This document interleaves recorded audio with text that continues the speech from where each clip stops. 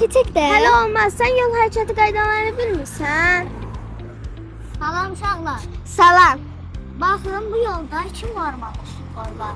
Bilirsiniz. Biri maşınların hərəkətini, o biri isə piyadaların hərəkətini tənzimləmək üçündür. Maşınlar üçün quraşdırılan işıqların 3, piyadalar üçün qoyulan işıqların isə 2 rəngi var. Biz nə zaman yolu keçə bilərik? 2 rəngdə işıq var, yaşıl yananda. Yaşıl ışıq yanarkən də biz diqqətli olmalıyıq. Çünki təcili yardım, yanğın söndürən, polis maşınları da hızlı səs siqnallarını yandıraraq keçə bilərlər. Bu zaman həm piyadalar, həm də sürücülər yol verməlidirlər. Yolu keçərkən əvvəlcə hansı tərəfə baxmalıyıq? Əvvəl sol tərəfə, sonra isə sağ tərəfə baxmalıyıq. Piyadalar üçün yaşıl ışıq yandı. Gəlin yolu keçək.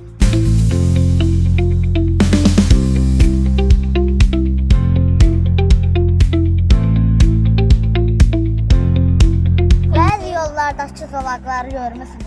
Bəli, O zolaqlar kimlər üçün nəzərdə tutulur? həmin zolaqlar da piyadalar üçün nəzərdə tutulub. Biz piyada zolağından keçərkən əvvəlcə sol tərəfə baxırıq. Sonra yolun yarısını keçirik və sağ tərəfə baxırıq. Yolu keçirik. Piyadalar həm yeraltı, həm də yerüstü keçidlərdən də keçə bilərlər.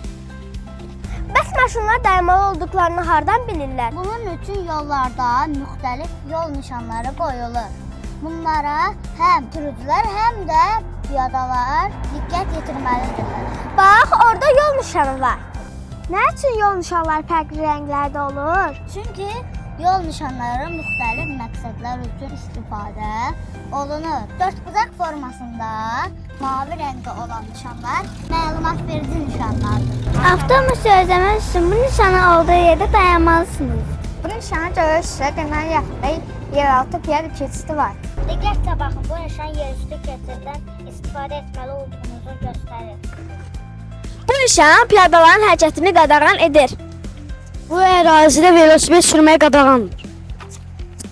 Bu nişanı gördünüzsə mütləq dayanmalısınız. Yalnız yolun təhlükəsizliyinə əmin olduqdan sonra yola davam etmək olar. Qırmızı haşiyəli üçbucaq formasında olan nişanlar xəbərdarlıq nişanlarıdır. Yolun bu hissəsində uşaqların tez-tez keçdiyini göstərir. Bu nişanı gördükdə sürücülər sürəti azaltmalı və uşaqlara yol verməlidirlər. Bu ərazidə piyada keçidinin olduğunu xəbər verir.